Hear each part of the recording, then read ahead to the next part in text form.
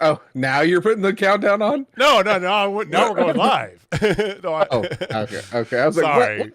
I forgot to hit a button, and Jamie's slightly grilling me. Hello, welcome to Total Spotfest. Jamie Faulkner's over there in his.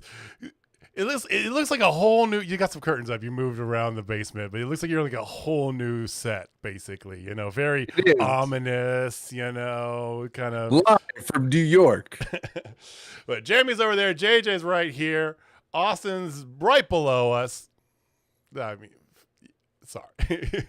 He's not a bottom though. No, but welcome to Spotfest. We are coming back at you. We went to a little AEW show here in town. Jamie and I did last night. We got some stuff to talk about. Wars happening again in wrestling. And so much more. But thank you for watching. Thank you for listening. Thank you for joining us. We do appreciate you guys giving us some of your time. If it's your first time here, hit that like, hit that subscribe button.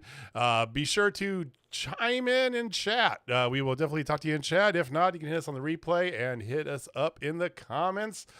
Jamie, Austin, how are you two doing? I've seen you like every day this week here, Jamie. So Austin, how are you doing? I am doing well. Just got back as we were chatting about before the show started from 3 days of drinking beer, listening to some really good country music in Monterey, California. Oh yeah. So I'm recharged, rolled right from that into a phenomenal night of pro wrestling, which we will get into in due course. So yeah, having a pretty solid week so far. It's good, Jamie. How are things, man?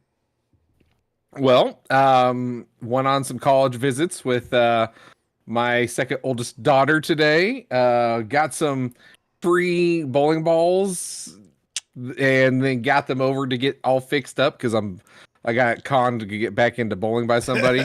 Will not name them, but they are wearing an FTR shirt. Absolutely. And I got my final tournament of the season already this weekend.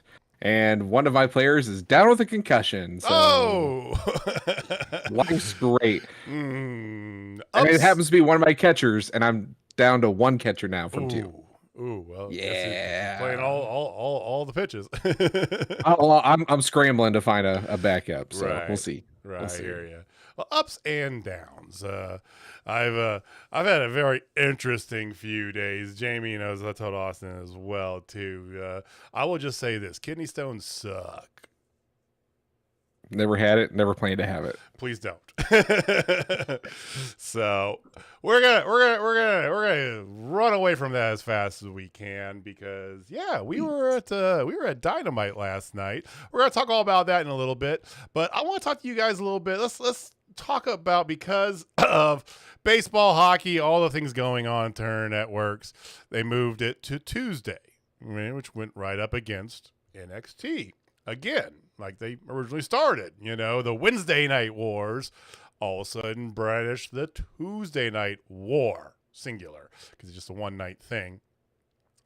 And we mentioned last week about, Tony and WWE, Shawn Michaels, like putting out all the cards, right?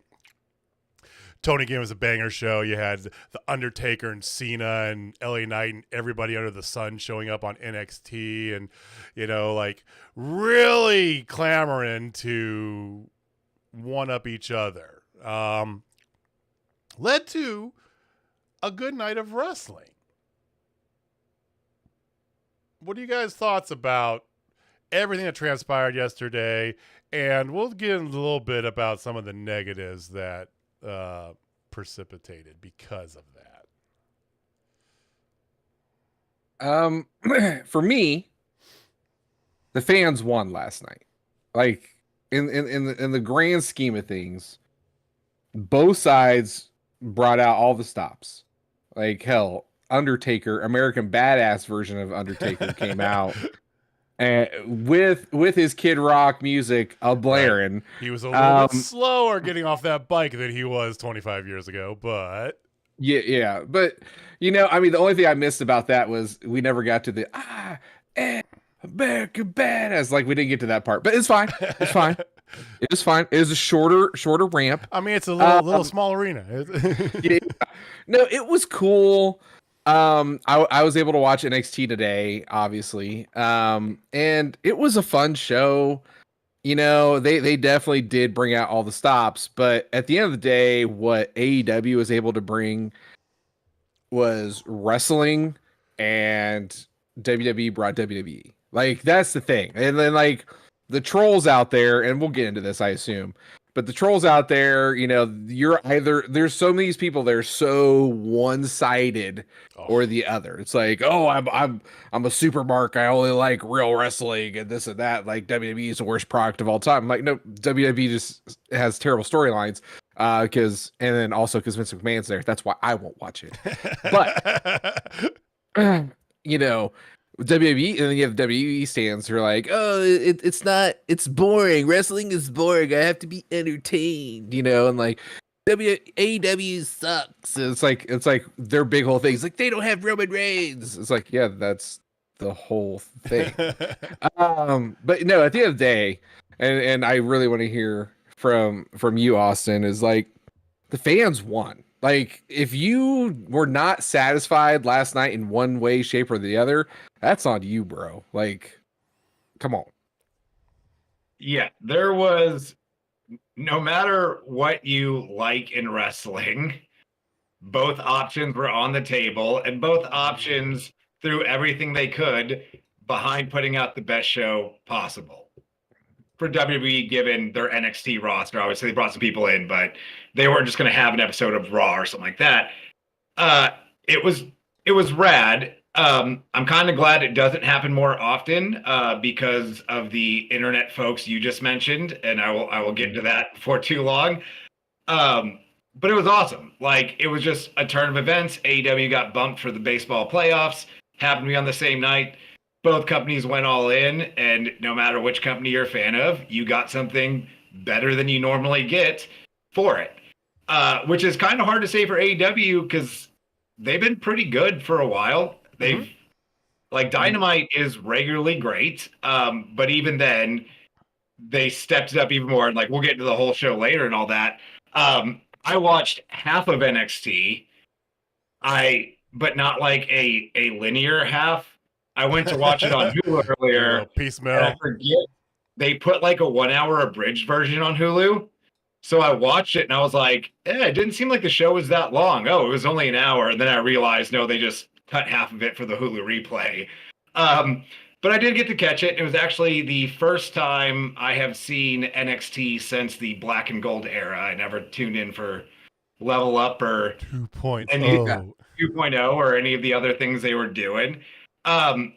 It seemed very much like another WWE show with some extra star power, some better wrestling than you tend to get on Raw and SmackDown. Not always.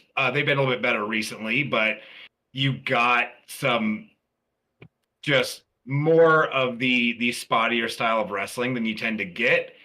But yeah, if you like WWE, it was a great show.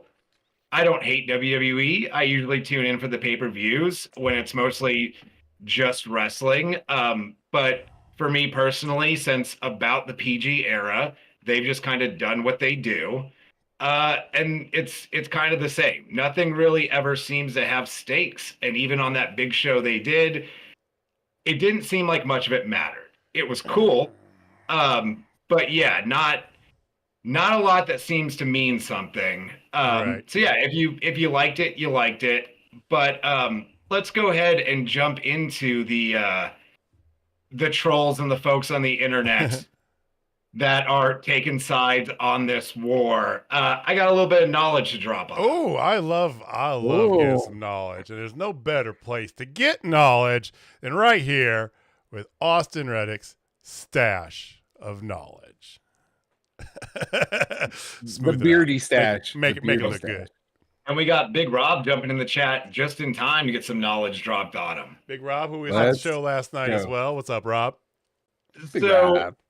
We briefly chat about this before the show. Ratings numbers came out today, of which I'm only aware of them because I'm on Twitter and I saw all the people wanting to chime in. So I'm going to start this knowledge with a very general statement. If you are tied up in which TV show does better in ratings than the other, and you do not work for either company, or more specifically, you don't work in the corporate office for either company where this information is valuable, you are a dork. And you need to go like, just stop. Just don't. Turn off Twitter, turn off your phone, go do anything else you enjoy. Go touch grass. But that's not your team. That's the show you like. You enjoy the entertainment, and it's great. There were enough numbers for both shows that they are going to continue to be on TV for the indefinite future. That's as far as you need to concern yourself with ratings numbers. It's not your business. It was still over 500,000 people watched AEW, almost 1 million watched NXT. Plenty of people tuned in for 2 pro wrestling shows on the same night. It's a great thing. Outside of that, shut up, you absolute dork. Whoever you may be that is tweeting about numbers. And it's while we clearly prefer AEW because that's the only show we really talk about, it was real bad from both sides. Oh, yeah.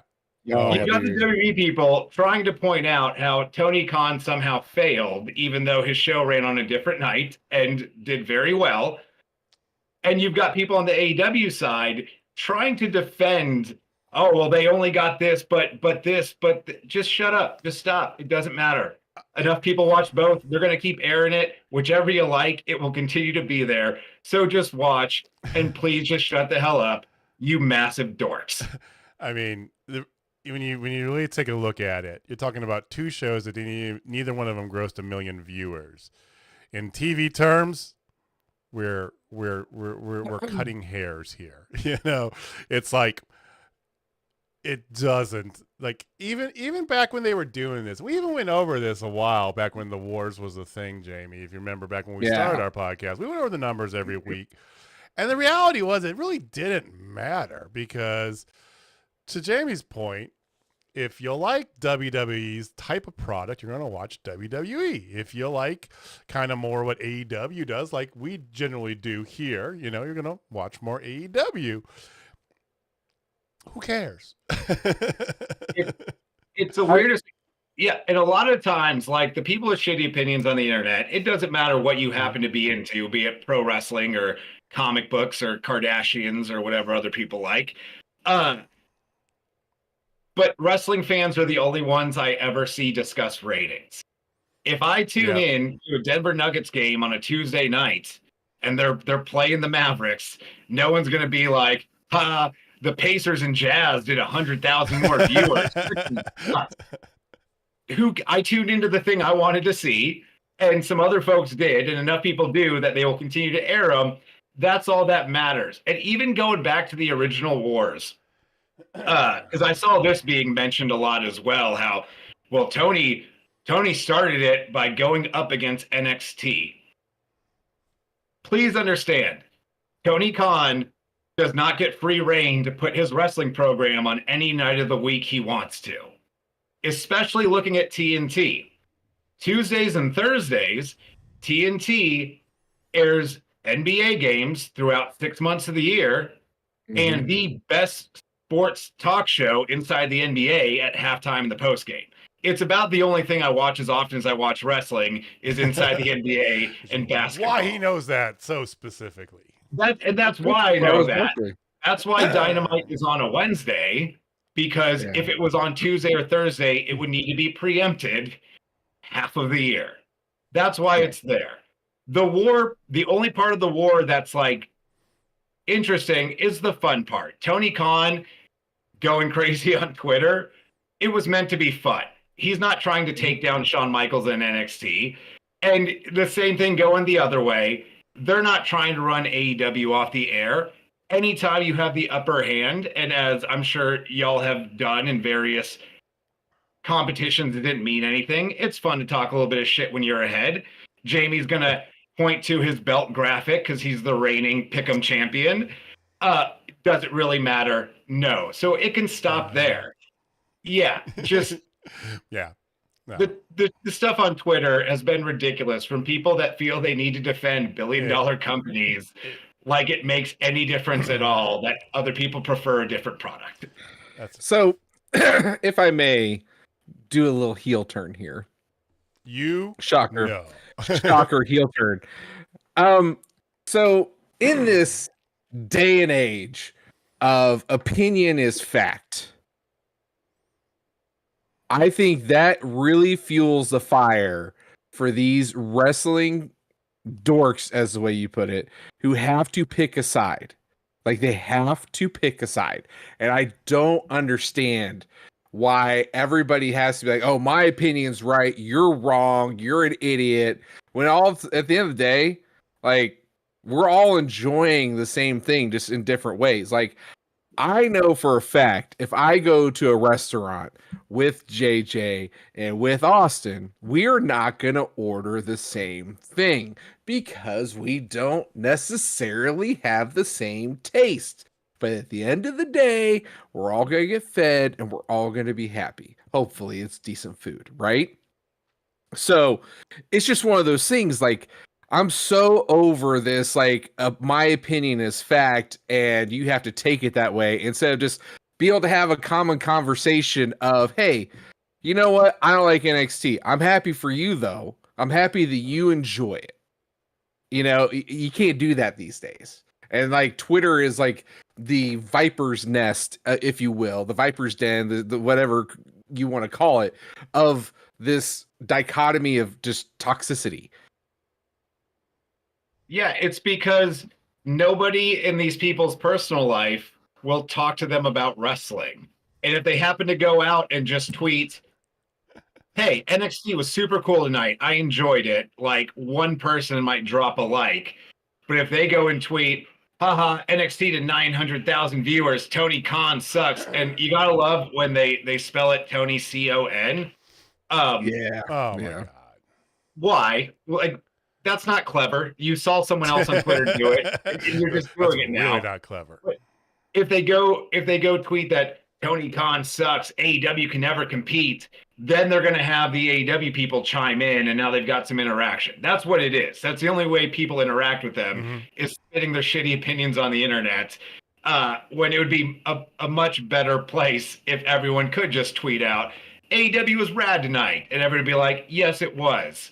We can talk about things we liked, but let's like not just shit on the things we don't. The thing is, like, there are people out there that are like that, but they're not the ones who are proliferating their stuff online, and it kills me because you have this such minute population that is by far loud, and that's the way it always is. I know, I understand that, right? You know, that is like the loud and obnoxious part of the population, but they're the ones that make the most noise and get the most visibility. So that's what perceptions become, and I'm past over it. I am. I'm just, you know, enjoy what you enjoy and let it be. Let it be. Please let it be. One more time. You're all dorks if you tweet about ratings.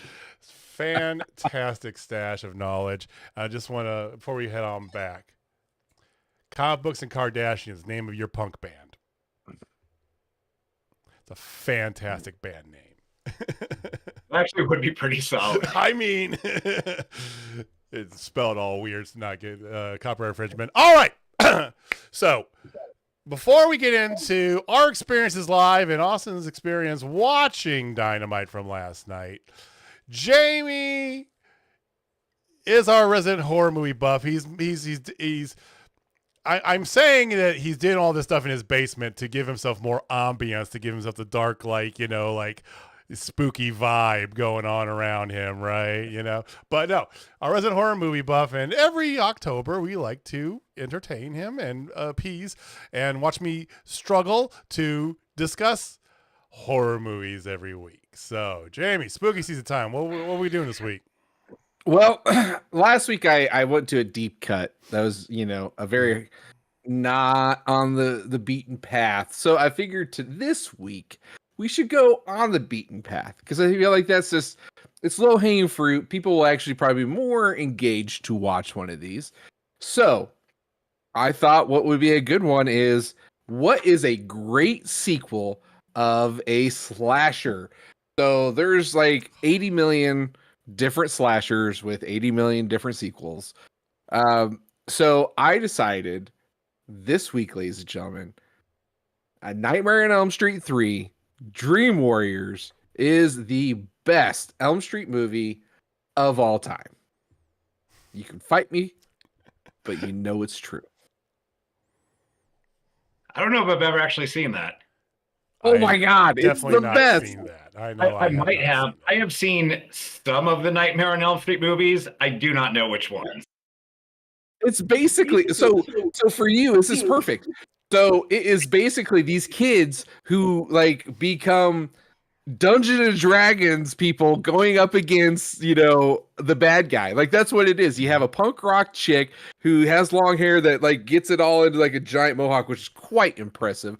Have a kid in a wheelchair who's a wizard. All right. I apologize. I'll be right back. You guys keep talking. I gotta do the thing. I'll be right back. Yeah. What I do, homie. We'll keep talking about Nightmare on Elm Street. Yes. So like literally that's one of the best ones of all time. Like, these people figure out they have powers and they're able to use it against Freddy. Like, come on, man. And they're all in an institution. Oh, dude. And like at the very beginning. You should just go off like narrating the movie from start to finish. So when JJ comes back, we're like a few minutes in. We never get to Dynamite. It's just you reciting the entire plot of Nightmare on Elm Street 3. No, I'm gonna have to put it on the weekend watch list. That sounds pretty solid. It does. Also, if we're talking movies, did you see the official trailer for Iron Claw yet? I did. I did too, and I could still hear you. I have my earphones in. I can still hear you guys. Okay, Austin. I mean, dude, that looks amazing. That's all I'm saying. I love that the trailer doesn't really like give too much into the movie. I don't think. I feel like this one. Anyway, I hate to spoil it, but most of them die. What? What? It's like the Titanic. Like it sank. What? So, Nightmare 3. Cool.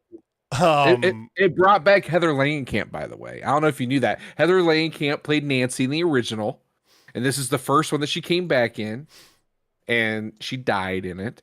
But then, like, she reprised her role as Nancy / Heather Langenkamp in A New Nightmare, which is amazing in itself. Like, I love that one because, like, Wes Craven finally came back, and that shit was fire. But this one was also the official start of Patricia Arquette. I don't know if you guys know who Patricia Arquette is. I do. She's kind of famous. But yeah, dude, like this movie, like it fucked on all levels. Like it was awesome. I did see New Nightmare. I do remember that one, and yeah, New Nightmare was super rad. Yeah, this is better than that even.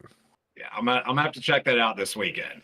The camp level is perfect. So, what is your Austin? Let's go to you next. What is your slasher sequel? So for a slasher sequel, I'm actually a bit tied between Scream 2 and Scream 3. I enjoyed both of those. So really, all of the first 3 Scream movies. 4 was okay, but like the later reboot, like it was fine for what it was. But like the first 3 Scream movies, I thought were all pretty great.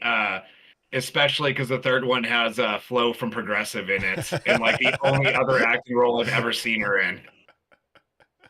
I totally forgot about that. Yes. So for that reason, I'm gonna go. You can bundle your.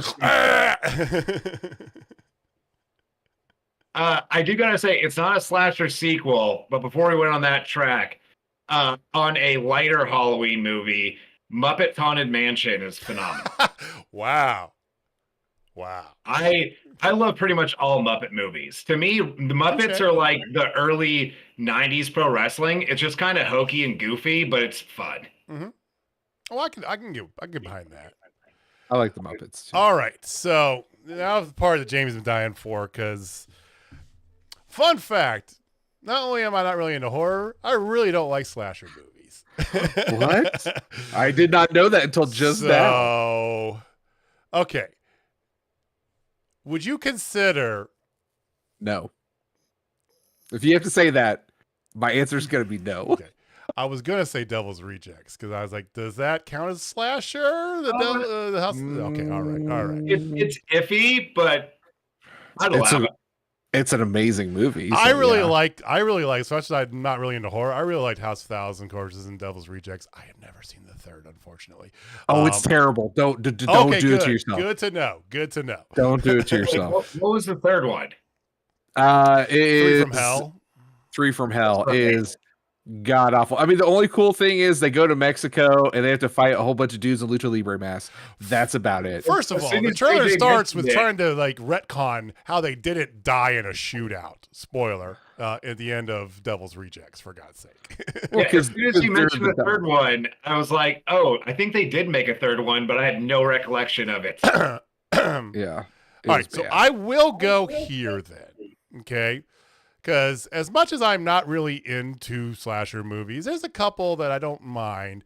I actually did enjoy this. And I'm going to fight that this counts as a sequel. I did enjoy Rob Zombie's version of Halloween. The first one or the second one? First one. Second one was god awful, but the first one was amazing. Because I remember I've seen the original Halloween. Personally, I didn't think it was that good. Sorry. I didn't. I didn't see it growing up when it first came out. I saw it much later, and I don't know. But I really liked his version of it. I thought that was Halloween. good. The original Halloween's amazing. This one was really good. One of my closest friends from college. That's one of his favorite movies of all time. He has a life-size Michael Myers, which is now deeply, deeply, deeply buried in his basement somewhere because his wife's like, But used to be like right in the middle of his living room. We worked with him, as a matter of fact. You know who I'm talking about? Is just so you know, Berlin. Okay. Yeah, okay. Both their names are Michael. And yeah, so anyway, yeah, he had at his condo he had back when he was a bachelor. He had a full life size like in the front room, and he had like the other hand propped up with a plate on it. So put your keys there, and put the Halloween candies there. Christmas time, you put Christmas cards there. But I personally never really got into the original ones because I wasn't really into like the '80s horror slashers. Just wasn't my shtick. But I really enjoyed Rob Zombie's version, so I'm gonna go with that. That's a safe pick. Hey, I'm actually like picking a movie that I saw. I mean, that's fair. That's fair. All right. So next week, I'm gonna give you guys time. Oh, we're getting it. Oh, thank you. I'm giving you some time. Next week, ladies and gentlemen, favorite Japanese horror movie. I don't know if I've ever seen any Japanese horror movies. I have like we have 7 days to hit Netflix. It sounds like. Like does American remakes count? Like The Ring was a remake, wasn't it? Yeah, of Ringu, which is amazing. Juhan, it's Grudge. Like The Audition, there's yeah, I could keep going.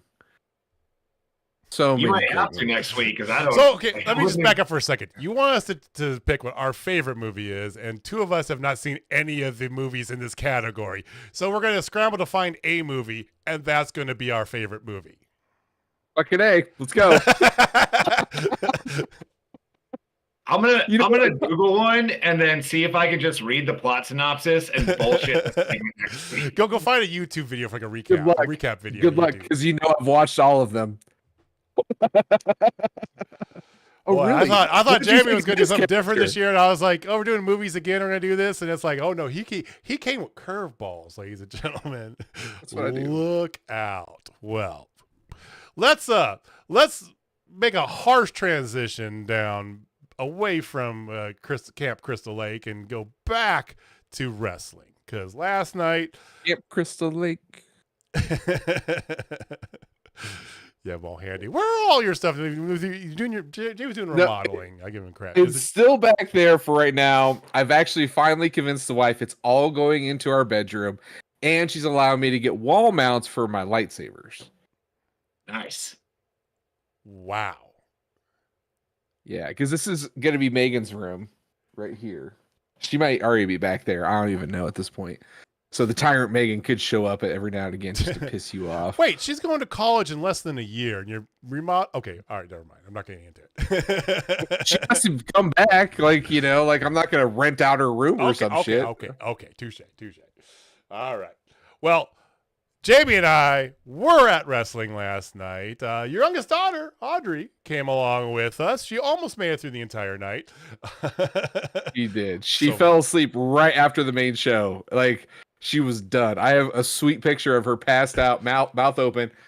Oh, Jamie went to the bathroom. He came back, and because we were just talking about when he wants to head out, and then he's like, "We'll go after this match." And he goes in front of her, and I'm like, "You are such an internet troll! Oh my god!" It's kind of amazing. Here, so, I'll pull it up. Wrestling, yeah, pull it up, yeah.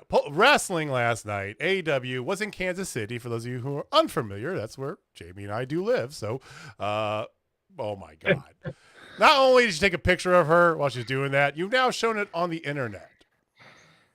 Well, this is the first one I got. She's on my shoulder. Man, you can't really see very well. But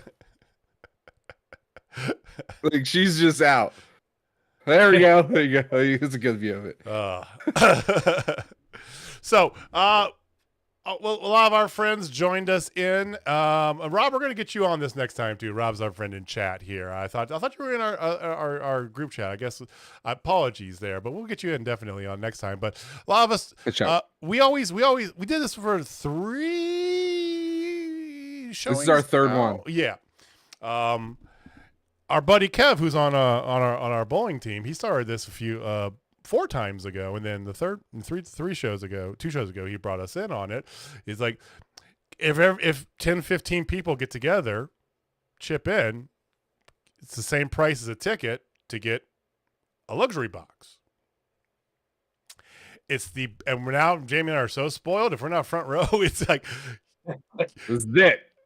Gotta do it because you got room to walk around, you know. You don't want to sit with all the pores. Right. That's you can all. Get up and move. There's comfy chairs there. You got your own TV.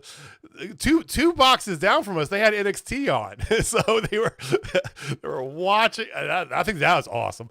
But no, so we did the box again. It was really cool. They actually had decent merch, although not much. But look at this shirt. This is amazing. This is so much going on. I love this. Good fun. Now we'll get into the actual whole show, but we were texting with Austin throughout the show about it, and you seem to enjoy it almost as much, if not more, than we did. Yeah, I'll touch on it as we bounce through the night. But it seemed like the minor handful of things I complain, for lack of a better term. I still fully enjoy AEW, but it was almost like Tony Khan listened in on the show and was like, let me do the shit Reddick likes tonight. And it was phenomenal from top to bottom. I thought it was one of the best Dynamites I've seen. All right, Jamie, we're going to get right through, but initial thoughts here. We'll give a wrap up about our feelings at the end, because I got some thoughts in AEW in Kansas City I want to get to later on. But what are your just kind of initial thoughts before we get into the card? Banger. Like I can't, like, if I had to wrap up in one, it's banger. No duds. Like, I honestly, well, Wardlow, that was a dud. Not in our room, it wasn't. Hey, if you're listening in here, gotcha. Yeah. Well, I was like, she was going nuts. I'm like yelling, boring. I couldn't hear you over her libido, so that's fair. No, overall though, guys, Dynamite was fire. Like, it was explosive, if you will. Mm-hmm. And it started off early, so they Rampage is tied to Dynamite pretty much, and so Rampage is kind of done post. Usually what they do is they do a little before and a little after. Not last night. They decided to gift us with Eddie Kingston defending both his titles. I don't know why he's defending them both every time. You know, that's a nitpick that JJ has. You know, it's like you have two. Oh. You know he's gonna win, so it doesn't matter. I know, but if he's challenging you for just one, there's a modicum of hope that, the other person could win this because he's not going to lose both his titles, right? I've had this complaint about Roman Reigns for 4 years now, right? You know, he's got both titles. There's no way he's losing to anybody. he's gonna lose to Cody. I'm gonna play devil's advocate for a minute here. Please. While I understand from a viewing perspective, like watching in on a TV show, like, okay, we know he's not going to drop both these titles. But from a story and character perspective, I think if you have 2 singles titles and you're wrestling a guy, if he beats you, he should get both. Like, as a champion with 2 titles, black and white, that makes sense. I hear you. If beating you is good enough to win one, it should be good enough to win the other. Touche. I do get that point. But no, we got Minoru Suzuki going up against Eddie Kingston, and we've seen Minoru before. I don't remember hearing a Murder Grandpa chant like we heard last night, though. You know, and Audrey was like, "Who's this guy?" I'm like, "He's a legend." And she's like, "What do you mean?" I'm like, Like, you know how The Rock's a legend here? He's like a hardcore legend in Japan. She's like, oh, okay. I'm like, not necessarily as big as The Rock, but like he's big. She's like, okay. And then like she watched it in the very beginning. And so like it's funny, I got this video, which is on TikTok at Total Spotfest. You actually can hear the chops where we were from both of them. And like every single time she's like, like she is just going nuts with it. Like I've raised my child, right? But dude, that match, strong style goodness, it made my heart so damn happy. So damn happy. It's the perfect match too because it's two people that fans love, right? Kansas and our crowd was on fire last night. I remember pointing out our friend Chance, who was in the booth with us there, or Chase was in the booth with us there. We were pointing down, looking at the front row. In one corner, we had a guy in like not full, but he was in like Big Papa Pump cosplay with the mesh thing. Oh, the guy. He was on TV. He's on my TV. Yeah. I noticed at first. I'm like, hey. I was like, wait, is that somebody got the Big Papa Pump chainmail? And I started thinking, it's like, I'm bald. I should get it. I should get the chainmail. I could pull it off. Just give me a little like dye job here. Perfect, easy Halloween costume. Someone on Twitter called him Scott Steiner from the future. And that knocked the shit out of me. We had that on the other corner. There was somebody in a tiger mask. There was a random banana person who kept moving around from section to section. I don't know how that's possible, but I mean, can't say we were hot. Like the crowd was hot last night. It wasn't the most packed I've seen it. There was a couple empty seats. It's Tuesday. It's an off night, right? Usually this Wednesday is jam packed. There was a couple open seats, but it felt like they were a lot louder last night, Jamie, than we were before. So pop wise, it's probably the loudest we've ever been, other than maybe the very, very first show. Like the very first one in 2020, the pops were ridiculous. But I kind of feel like this one was just at the same level because last night had that big fight feel all night. And to the fact that they opened up with Suzuki Kingston. Oh, yeah. Like just drove that shit home, man. Like, I wish I could come up with some kind of Steiner math about it, but like I got nothing on it. Like it's just absolutely like the level, the excitement, the atmosphere. But the funny thing is, like right after the main show was done, they went into Rampage. Everybody was just spent. Yeah, that seems like a long evening for a work and/or school night. Audrey did not want to wake up. It was not the longest we've been to a wrestling show. Jamie and I talked about this. We went to a WWE taping back in the day. It was SmackDown, or I can't remember which one it was. It was SmackDown. It was SmackDown. And because SmackDown's only 2 hours, they also did Saturday Night Main Event and 205 Live and something else. It was like 5.5 hours in, and we're like, we got to go. We could not stay there any longer. So anyway, that led us into the main show. Jamie, let's get into the main show. So the main show, fire once again, and it opened up with Bryan Danielson and Swerve Strickland. Straight fire. And oh my God, so good. So here's the thing about Swerve. I've noticed like he's been bulking up a little bit, but literally seeing him live, since Wrestling Revolver when we saw him last, he has gotten swole. Like he is 20-30 pounds more beefy, and he can still move the way he moves. Yeah, that's crazy. The agility, he still does all the exact same stuff. And Prince Nana is my spirit animal. That's all there is to it.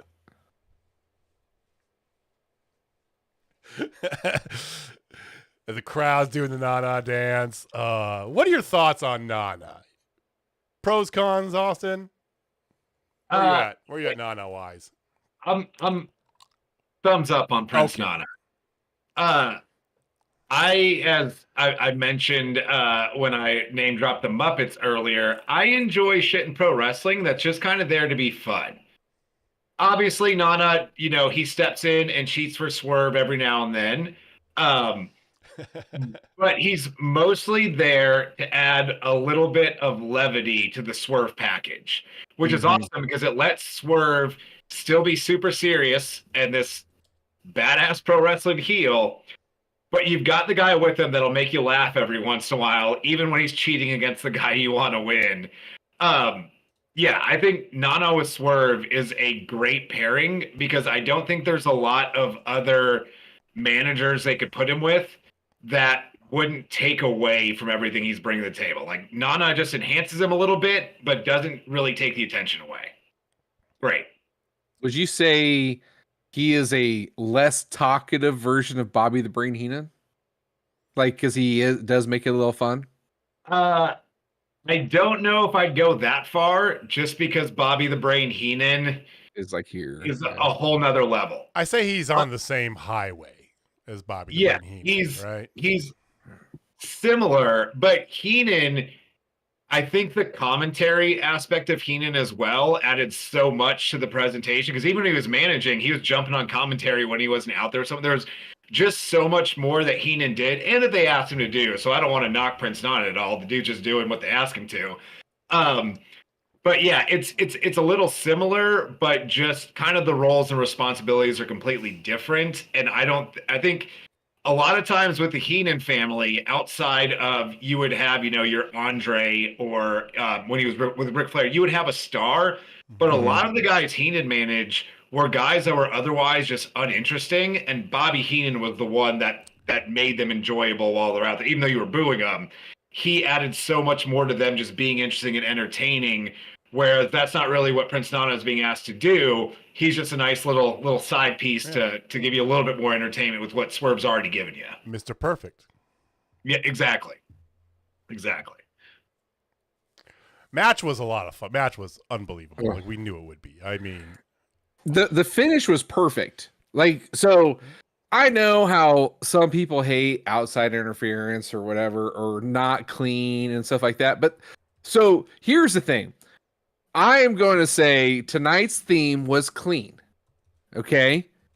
And I'm going to just follow me here because yes, this was not clean, but it was, if you ask me, because I know for a fact before this match happened, I felt like there's no way they're going to let Swerve keep going and Hanger hang out here. They kept that feud going. And the way that they did it is, spoiler alert, Hanger cost Swerve and Swerve cost Hanger, which is great, so they kept that clean. They kept these two are going to be a thing.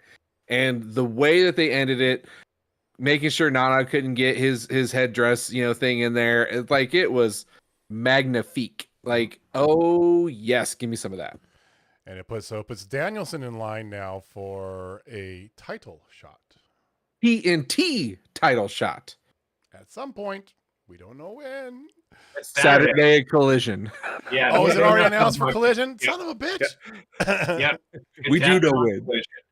Yeah. Going back to your point really quick, Jamie, about it being clean.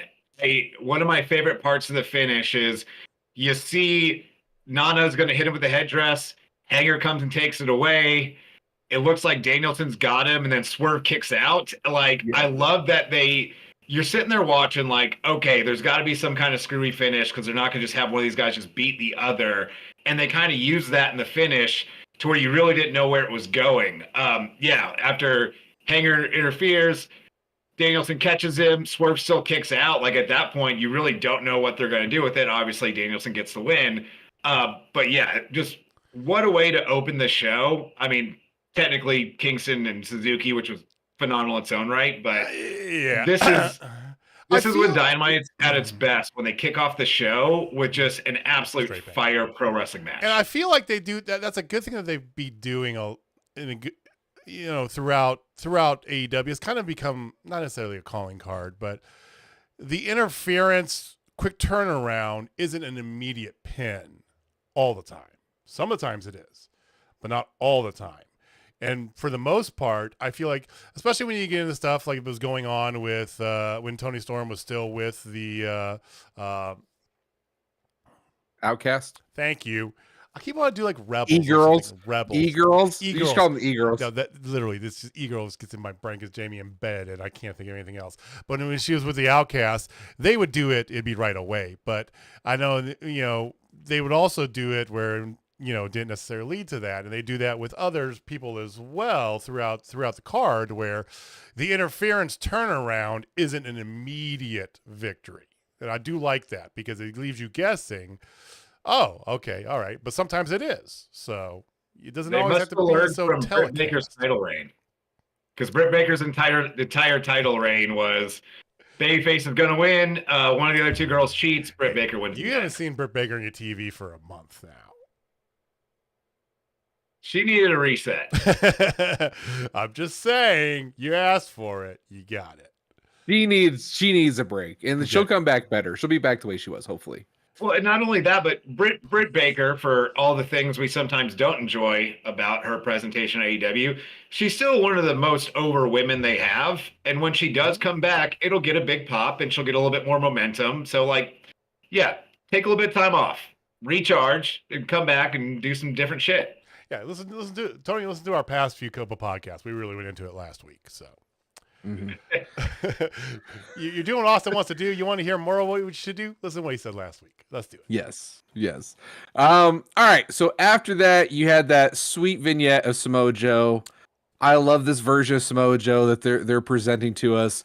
Again, this guy's been around for 20 years, and he keeps finding ways to reinvent himself to not only be the dominant monster he is, but in a package that you're like, I can totally get behind this.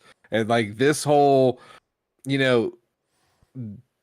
mercenary, thing that he's kind of doing. It's very similar to the, because he was technically a part of, but it was very similar to the whole TNA angle that the old WWE guys did, the Main Event Mafia, right? It feels like a more modernized version of it, but he's the Samoan submission mean the killer, but he's also got this refined, kind of Don feel to him as well. Mafioso, right? Mafioso. Yeah, this Joe is great, but it also kind of ties into one of my other highlights of the night that'll be a little bit of a running theme, and it's turning MJF into a proper babyface. So not only does he have Jay White and the Bang Bang Gang, Samoa Joe still wants to tear his head off. His friends are leaving him. Just excellent storytelling throughout the night, and it's such a small part of it. But the fact that with all this other stuff, MJF still has this 300-pound angry Samoan that wants to kill him is just a nice little touch to that, building that character out. Yeah. We have a documented timestamp of when Austin officially made the turn on, because he texted us right. Me and Jamie both. Oh, he's turning. all I was waiting for is just for him to fully lean into being a babyface, and we got that with the promo, which I'm not sure if that was up next in the chronological order, but we'll get to it when we get to it. Good catch, Heather. Yeah, we'll get to that too. So the next match, gentlemen, was the biggest surprise for me. And not necessarily the outcome of who won, but how they won. So that was Chris Jericho and Powerhouse Hobbs. So Powerhouse comes out with Don Callis. And then honestly, Powerhouse just beat the shit out of Chris Jericho. Oh, I mean, I counted at one point four World's Strongest Slams in a row, and I was and then he had 12 spine busters. Dude, do a new move at this point. That's where I was with it. There was a moment where Chris was kind of winning, and of course I yelled Lion Tamer because one's got to do what one's got to do. Committed to the bit.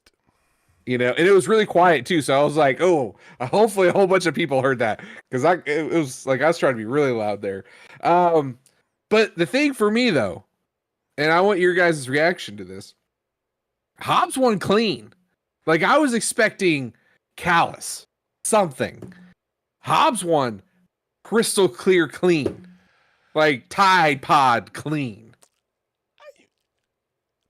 He did.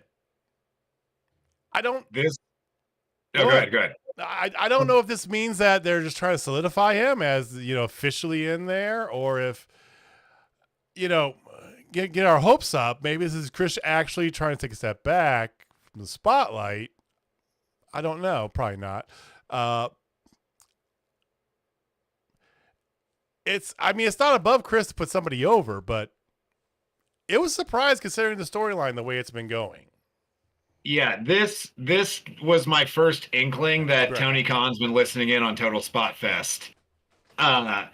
Because when I've been screaming from the rooftops for months now for Jericho to just go away or do something different, this was something different. And I think they even announced later in the broadcast that Jericho, because of the injuries, is going to be out for a little while.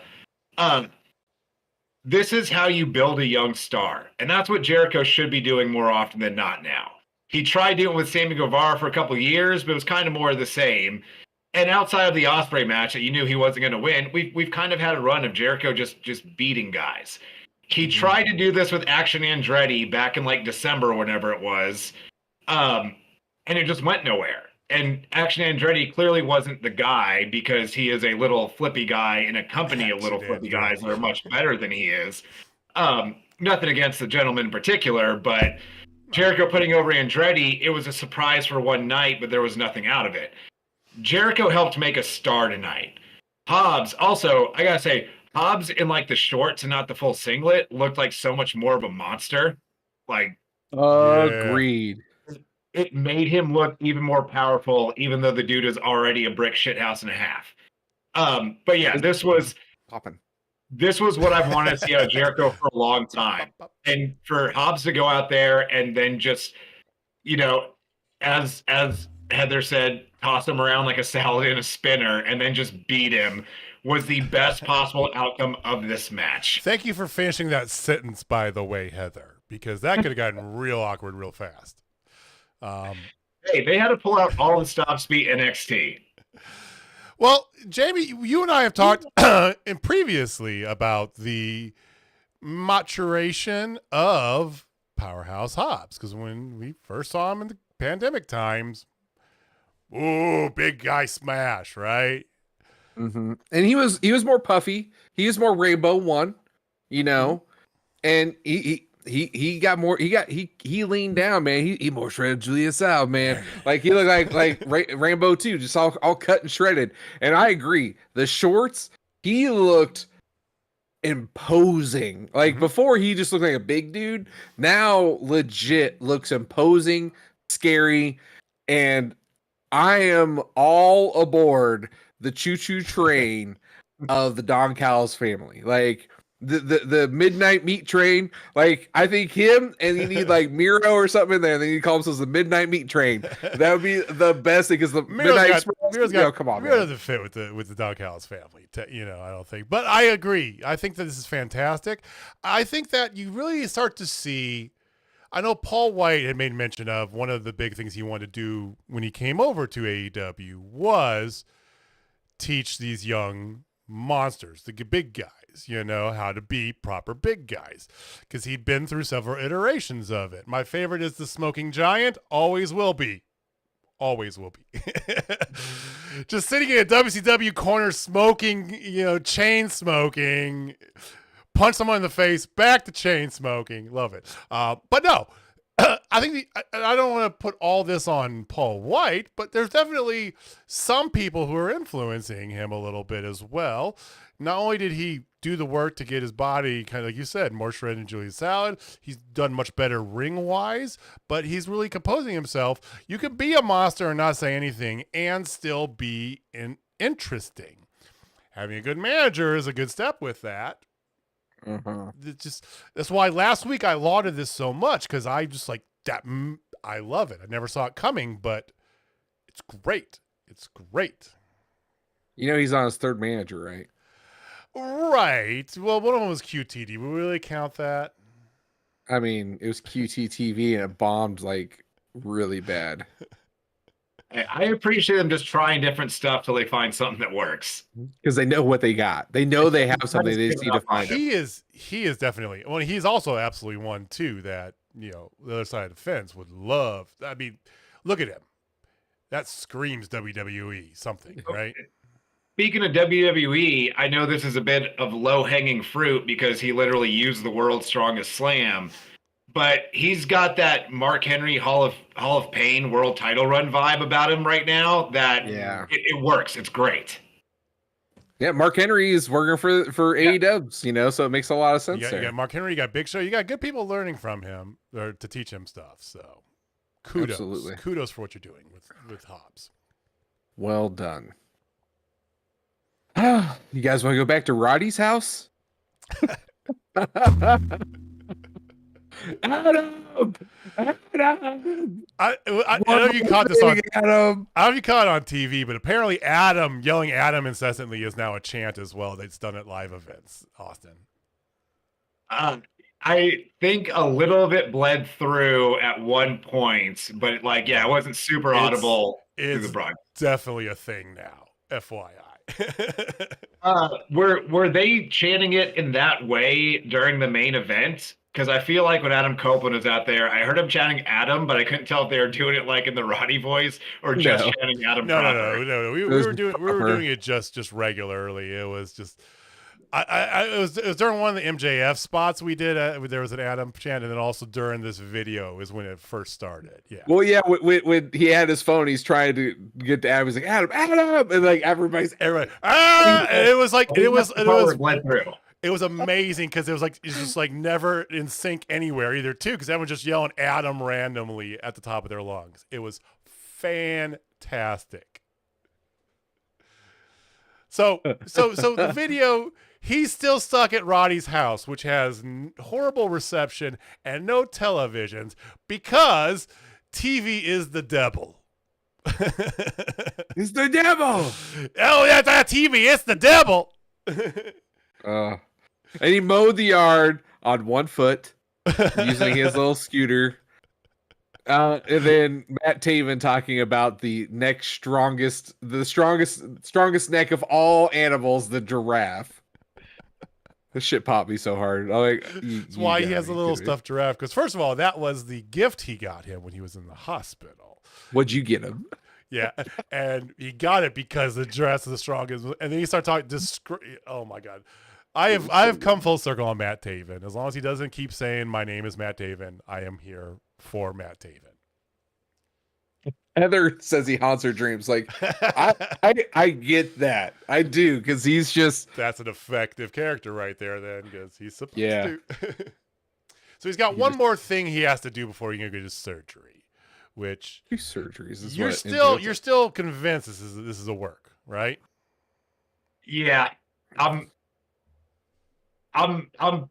pretty solidly on that side of it. Just the whole putting off surgeries and... Yeah. Mm-hmm. That's the other thing, too. According to his Twitch, he already had his surgeries. He had a surgery this past weekend. So maybe that is it. Maybe he already had the surgery and they're just using it as part of the story. Could be. I still think it's either it's completely a work or it's not nearly as bad as they're saying. And I think he's getting involved at Full Gear in some capacity or other. But honestly, with the way the story's going, even if it's not, it seems like it's going to be pretty entertaining either way. Yeah. They've got enough irons in the fire as it comes to MJF. They don't have to rush this back if it is indeed not a work. Yeah. Yeah. It seems very much like what they would be doing if it was a work. So if it's not, kudos to them, because that's good storytelling. It screams work to me. And, Mark Stradamus does have a solid track record. So we shall see. We're not that far. We're just about a month out from Full Gear. Yes, which Jay White will make it there, and he will win the title. I think so too. I'm calling it now. Stamp it. I'm locking that prediction now before we even get to that weekend. I'm taking Jay White to win the belt. Yep. Because of the devil. Adam Cole, baby. All right. Moving on quickly. AEW International Championship. Orange Cassidy versus Ray Phoenix. This match is short, real short. But it was the outcome that I expected when they had Moxley listed as the opponent, but they had to make a change because Moxley was still not medically cleared, and they get Orange Cassidy in there. Probably not a work. That is not a work. And Orange Cassidy ends up as your new international champion once again. I mean, correcting the mistake the referee made, by not giving him the belt, then giving him the belt. It was fun for what the match was. It was Ray Phoenix and Orange Cassidy in a match. We've seen this before. It's fantastic. And they did a surprise. They did a quick ending too, so it even came by surprise. It's like it took me by surprise for the match. Ray Phoenix is beat up though. He is beat up. That's why it's quick. He needs. When it was that short, I just assumed that Phoenix needs to take a couple weeks to recover. Yeah. I would have liked to have seen a longer Ray Phoenix run, but yeah, he probably needs some time off. And the story they're telling with Orange Cassidy is a very interesting one. I don't know if this came across live, if y'all saw on TVs, but like his reaction to winning the title, where he just kind of had this look about him, like it's not the normal Orange Cassidy, just I don't care. It looked like to him it was just kind of hollow because he didn't beat Mox to win it back. So I'm pretty sure that's where we're ultimately going at Full Gear, and run that back any day of the week. I'll tune in. But yeah, I think they're adding a nice little interesting wrinkle of storytelling into the Orange Cassidy character where he actually has feelings about some things. Wait, a long-term story for Orange Cassidy? Jamie, are you hearing this? Yeah. So, fun fact, I was having a conversation with somebody today about Orange Cassidy, and they're like, he should have never lost the belt. I'm like, no, he absolutely needed to lose the belt. And they're like, why? It's like, because now you give this guy some depth, and then you make the story about the chase and redemption, and then he ends up becoming an even bigger star than he is. He is one of the most over guys in AEW because everybody loves him. He is very lovable. Now you add tenacity and you add this redemption arc for him to right his wrong. Like, dude, like you can't, like that writes itself. And he's gonna end up becoming a bigger star out of this. And I would, if this arc continues, I would not hesitate to say, ladies and gentlemen, in October of 2024, we might be talking about a match between Orange Cassidy and Swerve Strickland for the AEW title. Very possible. I mean, Swerve is on that trajectory, we know. Deservedly so. Orange deserves it just as much, though, if not more, to be honest. No offense to Swerve. Orange deserves it. I actually see Orange ending up being like AEW's Mr. Perfect. He just doesn't need the main title. And he'll never end up getting it because there's just not a good time. Like he's a perfect one. If he would have been where he is now a year ago when all the Punk stuff happened and all that, you could throw it on him for a short run there. But I just think he's just one of those guys that just never really needs to win the main title because he just offers so much without it, where you've got so many other dudes on the roster that kind of need that extra little bit of legitimacy. Like Ruby Soho? Hey, Ruby. Ruby Soho for AEW World Champion. Give me Ruby Soho and Jay White. Give her a belt, one belt, even for a week. Just give her something, please, Tony. Better chance of winning $1.72 billion tonight. Let's just invite Ruby to try pick 'em for the next pay-per-view, and maybe she'll win the belt Jamie's got on a little graphic. Hey, and just for the record, if I win, I successfully defend my title for a fourth time. I think it makes sense to make that graphic just 4 times bigger. Make it 1% bigger every time he retains. There you go. We'll talk to the graphics department and see what we can come up with. All right. Can we go on with the show, please? Yeah. We can Please, talk God. we could continue talking about how I've dominated, but that's fine. No. So after this, you had Tony Storm's first short film, which we didn't realize necessarily. They ran that over during the commercial, which was genius because it was a silent film. Yes, and if you can go back and watch the broadcast, like at some parts in the commercial, it looks like she's kind of gesturing along with whatever's going on in the commercial. Really? Yeah, go back and watch it. If you can find it. Okay.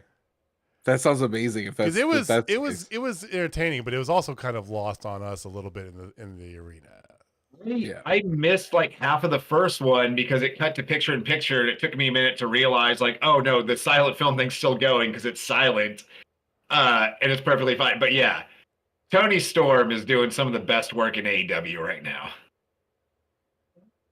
Understatement of the century. Oh, good. I'm hook, line, sinker, invested in whatever this is. This Marilyn Monroe, Tony Storm. I need it so much now. Like, you literally don't know what she's gonna do next. Legit. Other than a shoe might get thrown. Like, you don't know. And that's like the thing with wrestling, and I think this goes for all of us. We've watched enough. We know how shit's probably gonna go 90% of the time. And with her, I have no idea. And I am here for it because it just reinvigorates my childlike love for wrestling. That's actually a really good point, and that's something that you get in AEW that you can't get in WWE because of the structure of the two companies. Because they long-term plan it, book it all out. Right. Yeah, but they will just let these entertainers go out and be entertaining. If you've got a silly idea or you want to try something, there's so many fewer barriers to getting that over. Whereas in WWE, remember when Zack Ryder made himself the internet champion, got himself over on the internet, the crowd was cheering for it. They're like, well, that's not in our plans. We can't pivot. And not to turn this into an AEW versus WWE thing, because there are some merits to the other sides. You do get a little bit more consistency sometimes with WWE and things like that. Yep. And if that's what you like, cool, you get that there. But yeah, you just, in AEW, so often you get things that get over that would never have been able to get on TV in WWE because they trust these people. All right, go try it. If it doesn't work, we'll try something out later. But yeah, what Tony Storm's doing now is just, it's such a breath of life into the women's division as well. You've got an actual interesting character instead of one main storyline around a title that's just kind of everything else falls out of that. It's the beginning of a branch. It's a branch. It's the beginning of a tree, and hopefully we can get more branches filled in.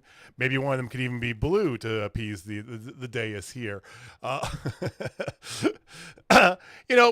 remember you talk about that. Scissor Me Daddy Ass is the realization of what Miro Day would have been 10 years ago, right? Miro Day was fantastic, and it came out of nowhere, and it was grassroots, and WWE begrudgingly made a t-shirt and kind of pushed it way after they should have. Whereas Scissor Me Daddy Ass, because of the phrasing, they wavered a little bit on it, but then they went full in. And they even have belts that have scissors and Scissor Me Daddy Ass on them now. So all in. Tony Storm, fantastic. Yes. All right. Well, we had War Daddy show up and beat the shit out of Matt Sydal. We're all like, "Hey, Matt Sydal!" And then here comes Wardlow. Go, "Ooh, Matt Sydal." Yeah. So War Daddy hit him with a whole bunch of power bombs and went out through the crowd. So that's his new shtick. Not only now does he not do the symphony, so they've reduced his character even that much more. To just eat power bomb and leave. Like that's it. I'm not digging this at all. Just if you can't tell. So I looked away for like 90 seconds. Well, you missed the whole thing. And then saw him leaving through the crowd, and I was like, oh, I'm gonna rewind it. It must have been one of the local extras or something. Maybe one of the premiere got power bombed 40 times. No, it was Matt Sydal, which I do think that AEW could still be doing better things with Matt Sydal. I think he has a lot more to offer than that. But also, he's getting a paycheck. Go out there, get a couple power bombs from Warlord, call it a day. All right, make your money, man. Whatever. I mean, we talked to your wife because she was there as an extra as she came up. Chaz in the room, and one of the things that we're like, they really don't need to have extras anymore. They have so many people on the roster. Like you said, you got someone to go out there to eat it. You need someone to go out there to eat it to Wardlow. Well, why bring in someone else? You've got enough people. Hank, you go out there and just spend 50 seconds getting beat up by Wardlow. Go. Yeah. Yeah. And I think this, to Jamie's point, this isn't the most exciting presentation of Wardlow yet. That being said, I am going to give it the benefit of the doubt, give it a few more weeks, see where this goes. As Heather pointed out in the chat, Wardlow had MJF written on his wrist tape. So the obvious next step of that is he is going to be another obstacle in MJF's way. I would be real interested in them going in the completely opposite direction with it, and Wardlow recognizing that MJF really is a different guy now, and Wardlow becoming some much needed backup, not right away, but when it's right in the story for all these enemies he has. Two things. One, I know that he is definitely over with certain groups of people because of how he looks. We had one of them in our room. We had two of them actually. But that being said, number two, I like this more than his kind of like give him the mic and let him talk Wardlow. A lot more because it is and you guys can go, if you want, you can debate this as much as you want, but it's a classic trope, right? The old big monster come in, beat up stuff, walk out, right? We've seen it for decades. Braun Strowman was that. Before him, it's not anything new. But they've invested enough in Wardlow in the past to make me believe that it's not going to be a one-string banjo. There is a plan for Wardlow with this. So I don't mind the presentation. You get him out there, you get some good FaceTime. Sure, he's easy on the eyes. Cool, right? If you have a plan and works with it, it's good. Much like Powerhouse Hobbs, less is more. I feel like less is more with Wardlow too. I'm willing to see what the long-term game is, though. Yeah, it seems very much like they wouldn't, especially on a show like this where there's so much happening on it. I feel like they wouldn't give him that squash if there weren't fairly immediate plans and start pushing him into something. There's a something. Oh, okay. Speaking of the devil, and they shall arise. Hey, Robin. War Daddy. There she is. War Daddy. All right. So I know she's got her. So let's just move on from Mr. War Daddy. And let's go into another banger of a match. And that's Jay White versus Hanger, man. First off, the Bang Bang Club, Bang Bang Gang came out on trikes. And Cardblade was in attendance. First off, I never knew how much I love the Guns and Bullet Club until this moment. I knew I really liked it, but then them to be able to be their goofy selves a little bit was just. Yeah. And we didn't, I don't know, a lot of people in the arena, but I didn't understand what the bikes were until I found out, they did American Badass. I didn't catch that at all, but that's hilarious. Apparently that's why. That's brilliant. Fun fact, at AEW live events, you can get a half-size card blade for $40. And I don't know why I didn't get it. I should have. I almost bought it. I almost pulled the trigger. I mean, I could have him just right back here, put him on the, or on this right here, anyway. I mean, if we had Cardblade behind us, I think that would make one Heather very happy at all times. That's spitting facts.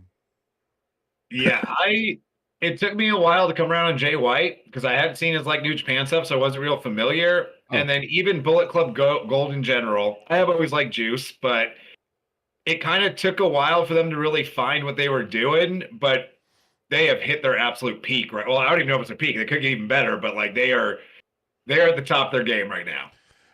Yeah, Frat Guy Menace. I mean, that's the best way. They are the really annoying fraternity on campus. The one that is in the best way possible. You know what I mean? You know, they're like the Treblomakers. If you know that reference, you're welcome. It's Treblemakers from Pitch Perfect. So it's been a hot minute since you pulled out some Pitch Perfect on us, Jamie. I mean, I'm a father of daughters, so I've watched that movie more than I'd like to admit, and it's a very enjoyable movie. And that's like, and I thought, okay, in all fairness, I watched the movie first, and I go, "Oh my god, you guys, I think will love this," and then it became like a family thing after that. But like they do have that thing, and I feel like they are about 2 to 3 members short of where they would be legit like hard to deal with for everybody.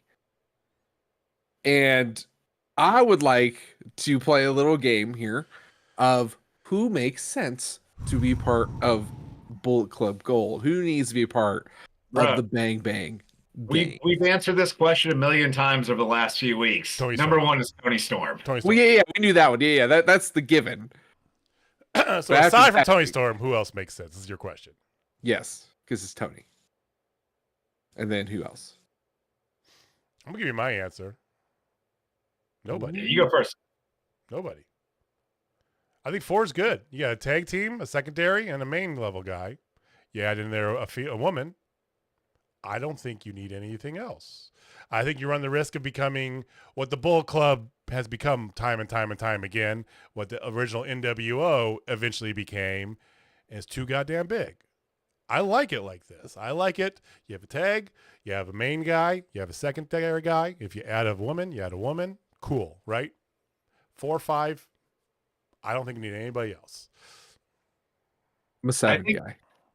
I think you could add one more, and I'm still not entirely sure specifically who it would be outside Tony Storm, because absolutely Tony Storm should eventually join Bullet Club Gold.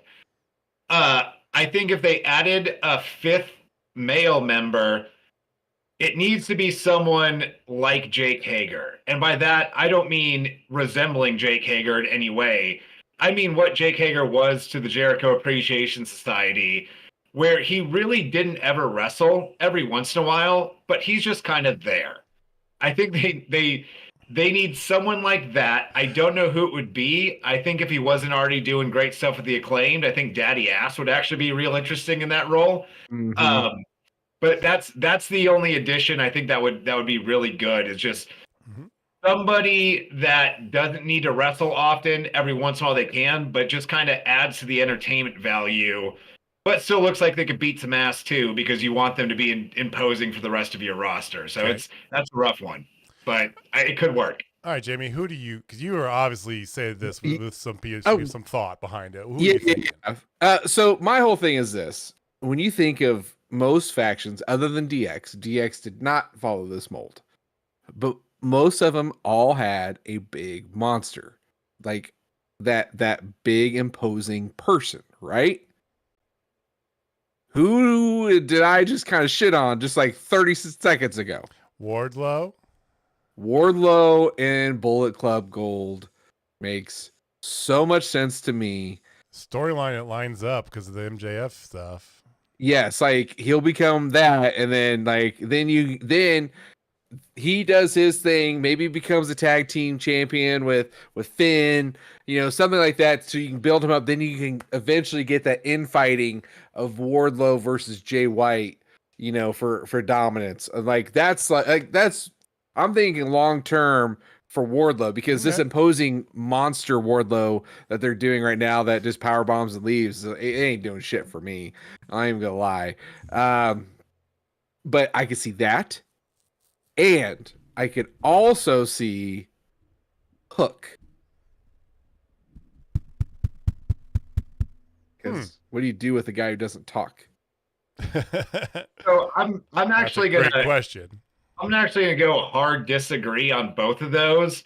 Basically for that reason, I think both Wardlow and Hook would just get eaten up at not only outside the ring, but honestly inside the ring as well, because Juice and Jay White are phenomenal, and the Guns have become a really good tag team. I think it works in theory, but not necessarily execution, because those guys are too strong of characters. It'll make Wardlow look boring by comparison. And I kind of think the same thing as Hook either, or Hook as well, that just I think if you're going to be in that group, that's why Tony Storm would work so great with them. You kind of got to be extremely over the top. And I'm not sure either of those performers really have that in them.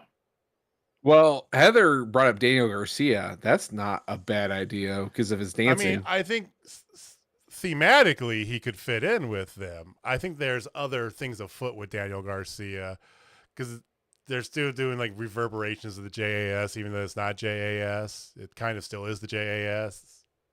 What about Cool Hand Luke and Daddy Magic? Okay, kind of. I was about to suggest that, but you have to have Cool Hand Ange on Daddy Magic's shoulders, and they have to be in a trench coat because they need the monster guy. Then you get both. You get crazy, and you can open up like the middle button so Daddy Magic can still talk through it because they are both entertaining enough to hang out with the Bullet Club. Yes, give me Bullet Club introducing the new heater, and it's those two guys in a trench coat. What's worse? Like I just don't see anybody adding that value. You just throwing guys to throw guys in, more or less, you know? Yeah, that's fair. That doesn't mean that they won't do it. I hope he won't, though. We'll see. This was fun. This match was fantastic, but it was fun as hell because they were seated along the wall the whole time, like kids in timeout. And it was just the peanut gallery. And we almost had, like, I literally had parts of that match where I was just watching them because we had a great angle straight down to the three of them sitting there. Just watching them just being ridiculous during the match. It was great. Yeah, and again, Prince Nana cost Hanger the match to get Jay White the win, which, by the way, we also did happen. Yeah, we also forgot to mention that Jay White did come out with a triple B. Mm-hmm. And then you get the babyface promo that people have been clamoring for on this show. Yeah, it was the first, and then MJF has been turning babyface for 2 months or so now, a little bit longer than that. And that was my one big hang up with MJF as a babyface is if you're going to be a babyface, you got to be a babyface. Right. You can't just kind of ride the line because eventually we don't really know if you're a good guy or not. He'll still be over no matter what. But that was a 100% old school wrestling babyface promo done in a modern way. And I mean that in the most complimentary way possible. Like, not that it was just kind of hokey and old school. It was what you want out of a babyface. The fire was there when you needed it to be. You could tell like he cared about something, and that's what you've had with MJF is the just wait, Heather. He's always just going to win anyway, so he can still be a scumbag and a dick and make jokes and stuff. But you need your baby faces to see some adversity sometimes. And him, I liked him realizing there's 4 of you. I can't come down there and fight 4 of you on one because I half expected the way they've booked MJF, him just to go clear out the entire Bullet Club Gold because he just beats everybody. Yeah.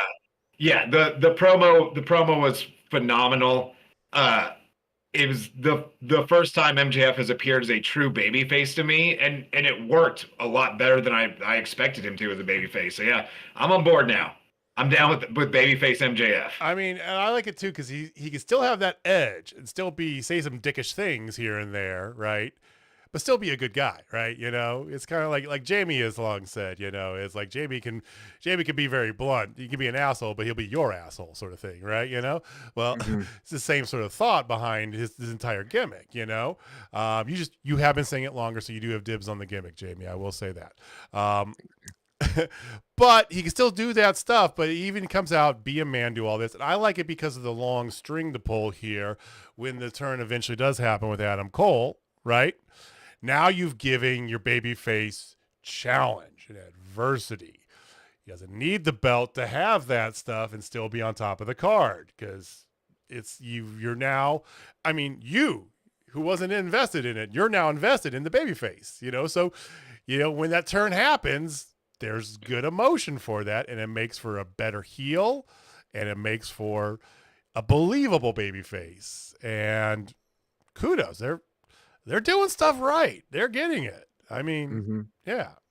And it's great storytelling, and like some of the beats in the promo as well. Him talking about, I am trying. Like, I understand I have not been a great person, but I am trying.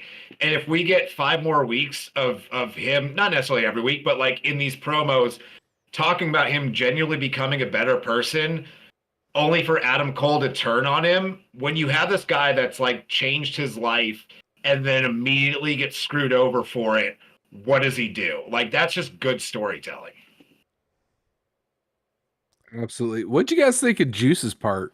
And then Juice started talking, and technically, it wasn't. I don't know if it was necessarily initially meant to be anti-Semitic, especially at this time in the world history. It was a bad time for that, because he long has used the rolled up quarters as like a loaded fist thing. He did that when he first came into AEW, right?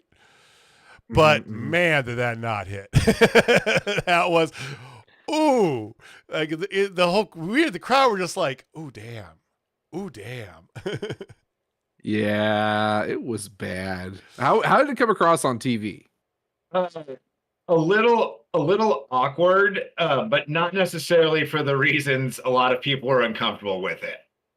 I think one, if you didn't have a strong knowledge of that's Juice's regular thing, like punching people with a fistful of quarters, it either seemed a little, you probably shouldn't do that, or it was just kind of confusing, because when he pulled it out, you could see it. And like, if you're an old school wrestling fan, like a fistful of quarters, like that's a thing they've been doing for decades in wrestling.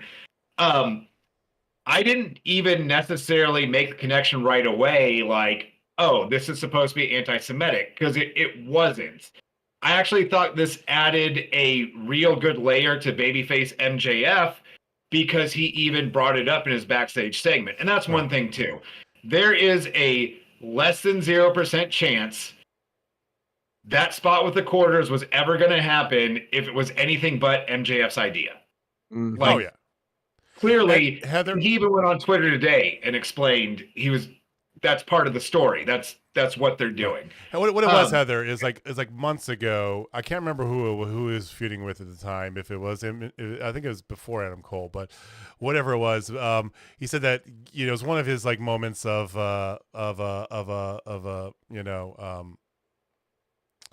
whatever, he's trying to be humanized. He's trying to humanize himself. At the very beginning, he talked about growing up and having quarters thrown at him and people saying "pick it up, Jew boy" is what the story was. So that's where we're coming from. Was that with Punk? I can't remember when it was, but yeah. Anyway, I think that was the Punk feud, if I'm not mistaken, or it was that's the reference we're getting. That's the reference we're getting at, Heather. That's what for those of you not familiar, Heather asked that in our chat, and that's what we're getting at. Yeah, and so the delivery. It was really the delivery of the promo from Juice that seemed a little bit awkward. I think if they would have had MJF instead of Friedman written on the quarters, it would have been a little bit of a softer landing. Yeah. But I got what they were going for. Juice is the guy that punches people with a handful of quarters. MJF has mentioned in the past that that's a bit of a sore spot for him. Nothing of that was delivered or intended to be, I'm taunting you with quarters because you're Jewish. This is a soft spot for you. I happen to hit people with quarters. I know you don't like me. Like, that's what they were going for. The delivery was kind of awkward. But like I was saying earlier, MJF even came out on Twitter today and explained, like, that's the story we're telling. Right. I think even though it did land a little awkwardly, it was one of the better, more nuanced ways they've like touched on taboo subjects in pro wrestling. it wasn't Triple H looking Booker T dead in the eyes and saying, guys like you don't win this belt. That's very heavy-handed and just kind of fucked up. And since we know that, since like you said, 100% MJF had to be either come up with this or be behind this idea, right?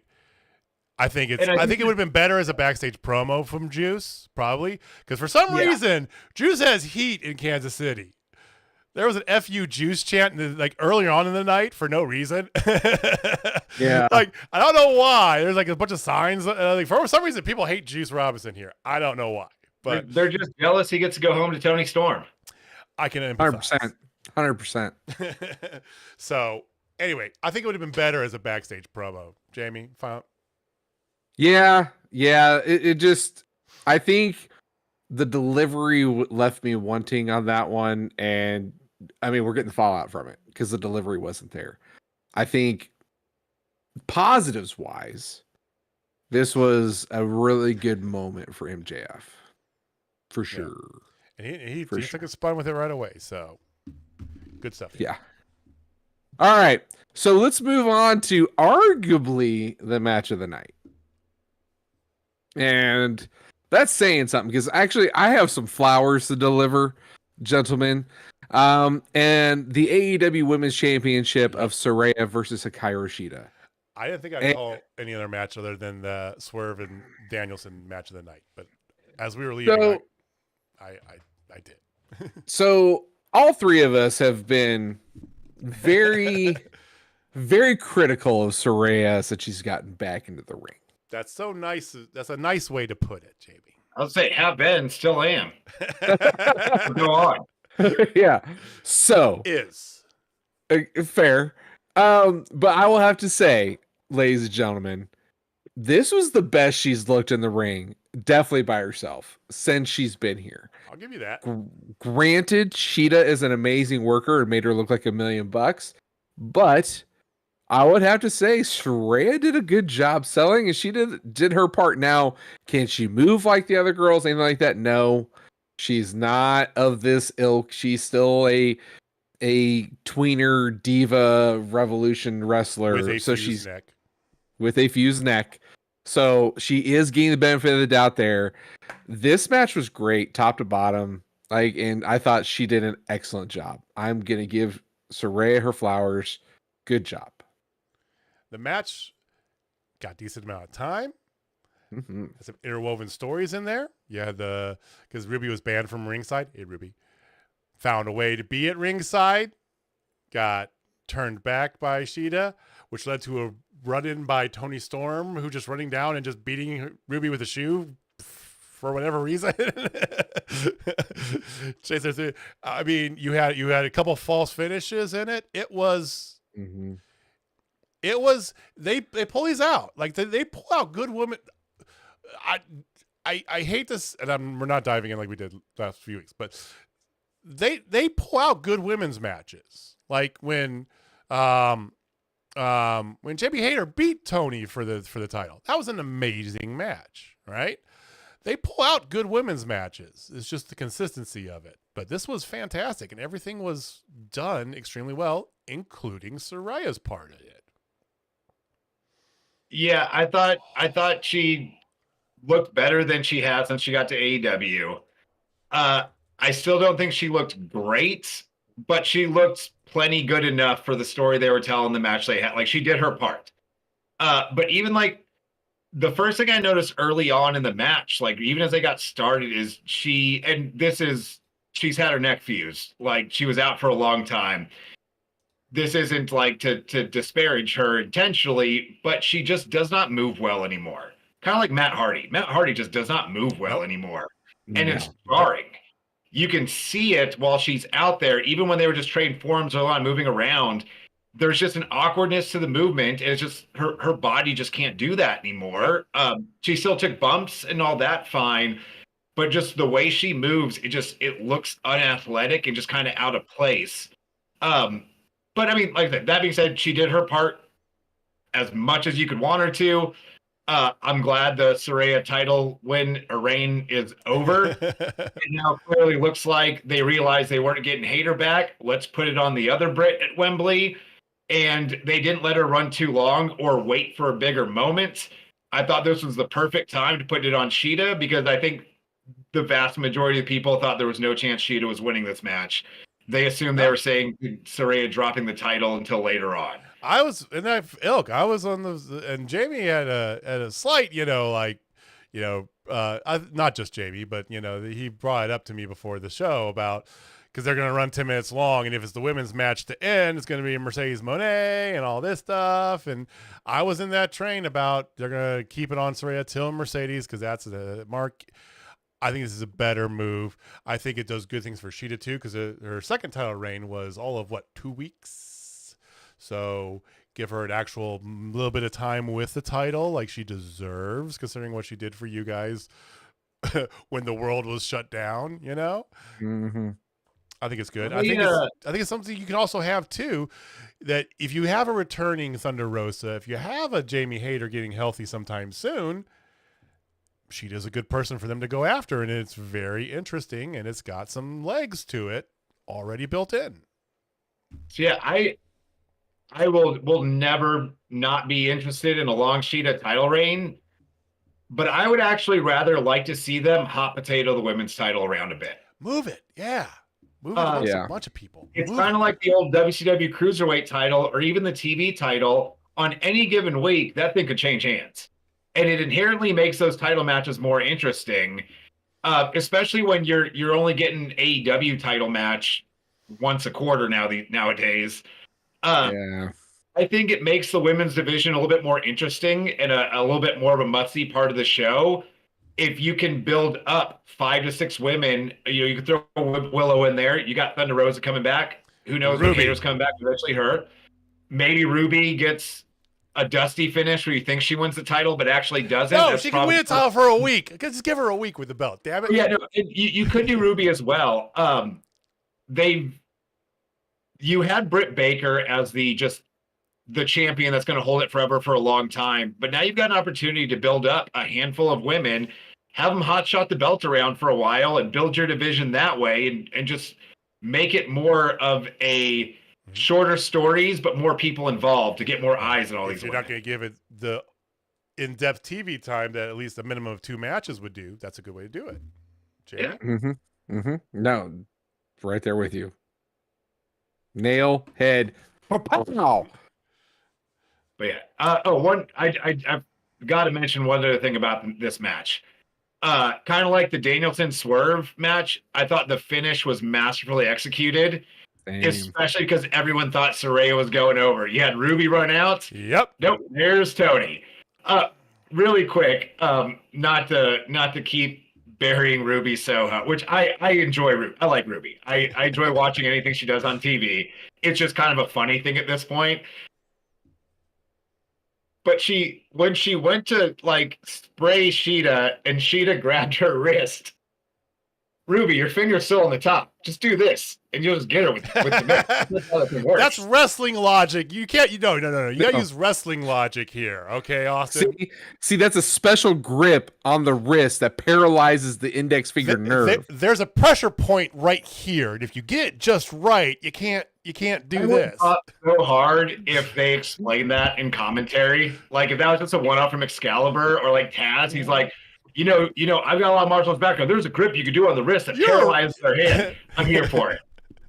Dude, I would die. You had that, and then you had Saraya sticking the spray in her tights, turning around directly in front of the ref with that.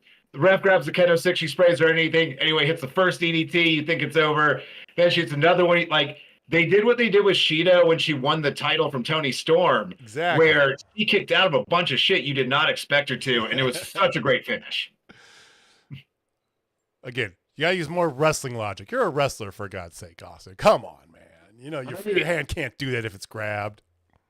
I'm not super super in depth about a lot of things, but little stuff like that. I hear it would bug the shit out of me as a performer to just be standing with my finger on it and be like, why would when they'd be talking about the spot, I'd be like, why wouldn't I just do this? Do something else. Now, if they came back with, no, I'm going to give you a kung fu wrist grip that's going to paralyze your hand, I'll sell the shit out of that all day long. See, I started buying into that stuff when I was a kid. First time I saw the Berserker, and he goes to did the sword thing after the match and goes in there. And I said to my dad, I go, that's attempted murder. Why is he not arrested?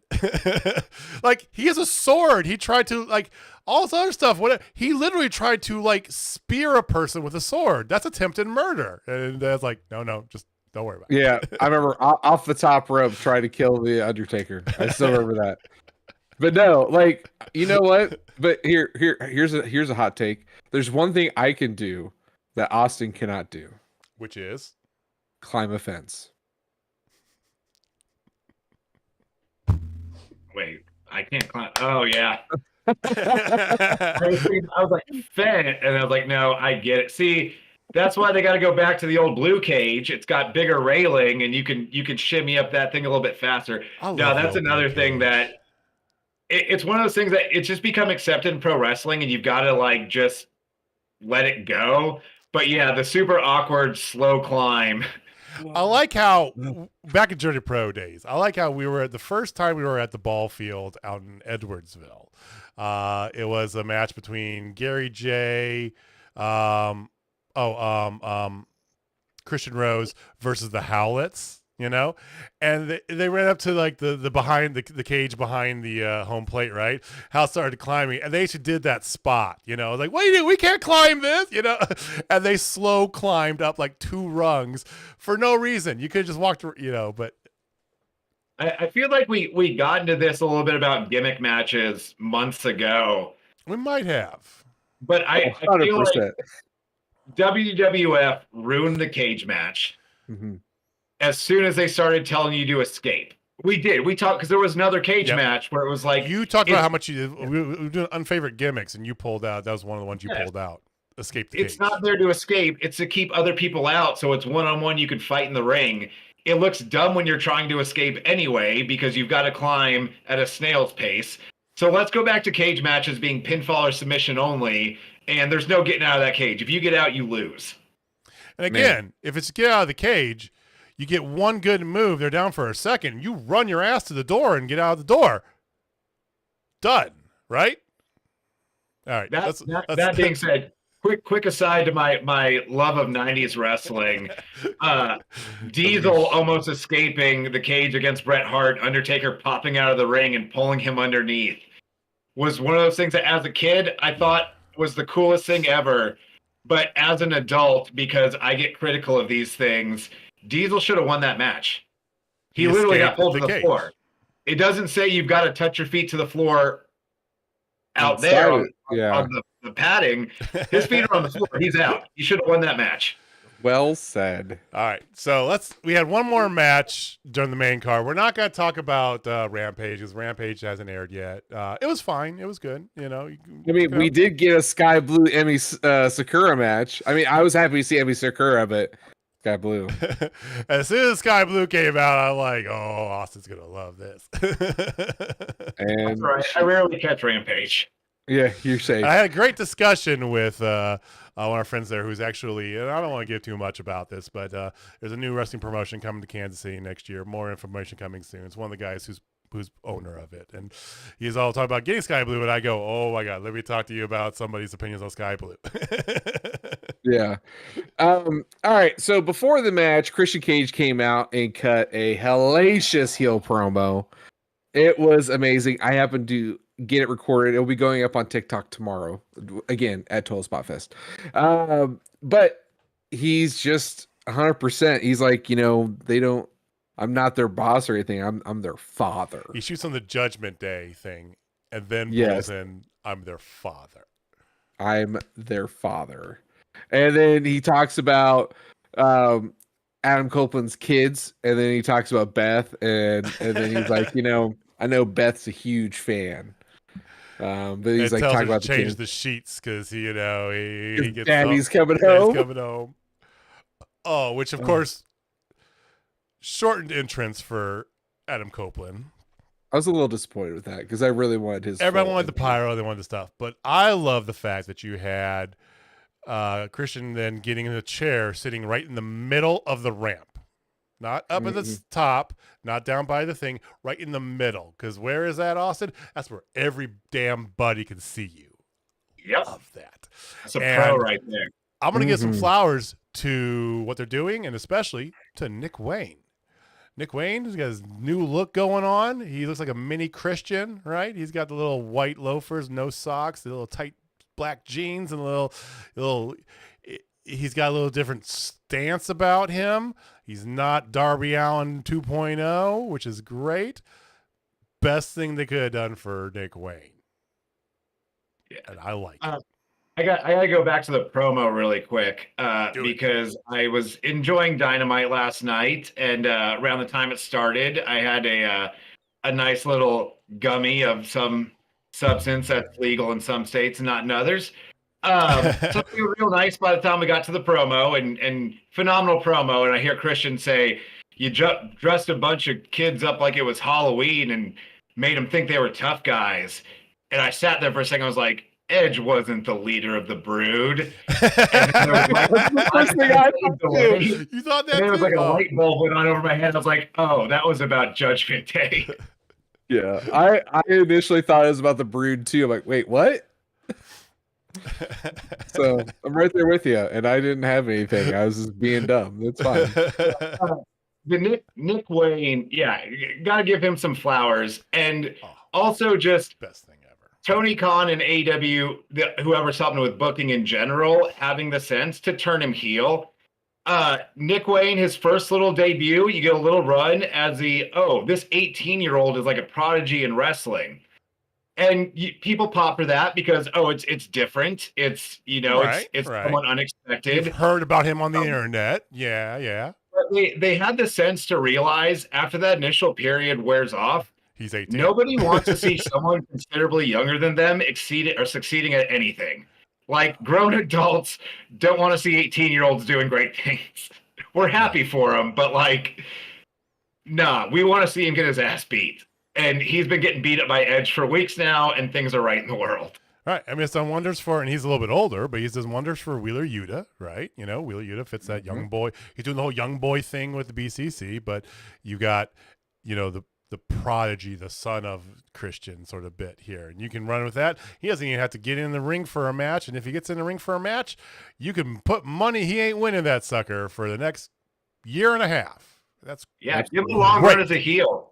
And then give him a year or two, and then turn him back into a babyface at 20 when he looks a little bit more like a grown man. Yeah. And then Print money. You could do like an early Osprey run, like you did with they did with Osprey initially over at the juniors in New Japan.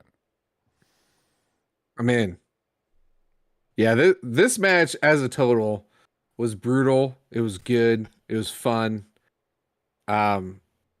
It wasn't the match of the night, but it wasn't meant to be. Like that was my whole thing with it. Like, if you're expecting some 5-star match between Luchasaurus and Adam Copeland, you are sorely mistaken.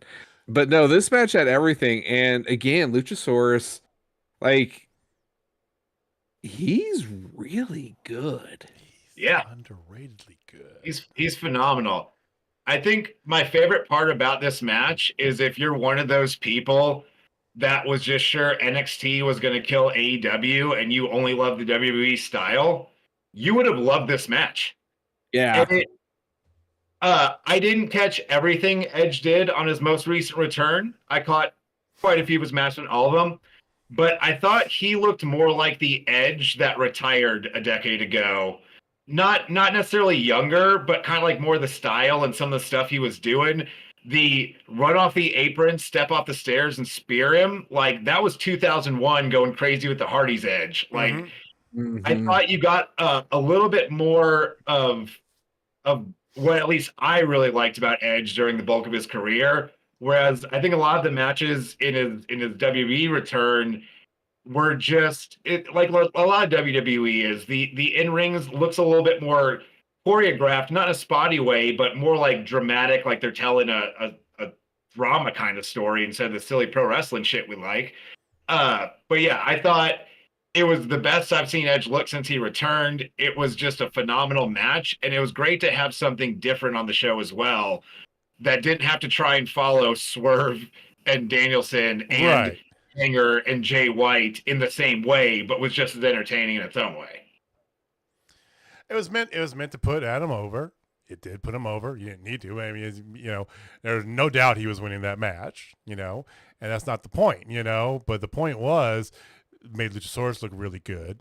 It did good things to kind of further build this whole thing. I think that you talked about they can back away and come back to it, but I feel like they're going to keep at least 1 foot in the Edge versus Adam versus Christian,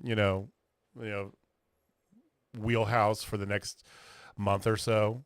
Past Full Gear, they might then back away and then come back to this later on for full blown whatever.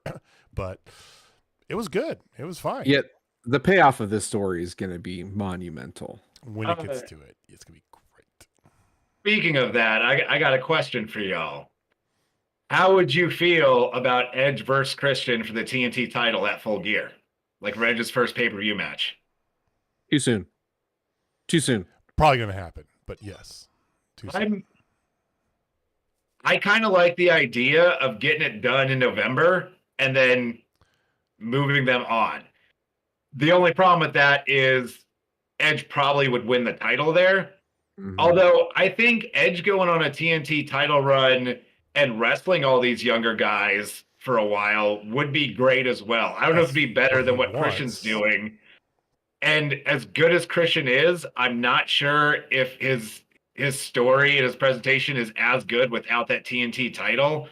But I think they're going to Edge and Christian at Full Gear. They somewhat teased Ascension and Christian Luchasaurus last night.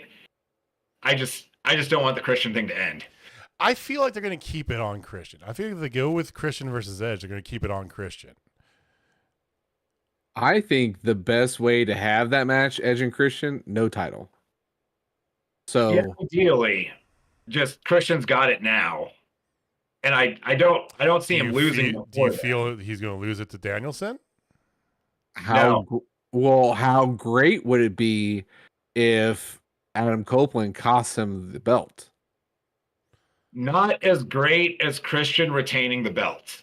I think not. Well, so one, I don't think Danielson ever wins a title in AEW. Yeah, he's never held a title in AEW. It's amazingly enough. Yeah, I'm pretty sure he's explicitly stated he doesn't want to. He doesn't care about titles.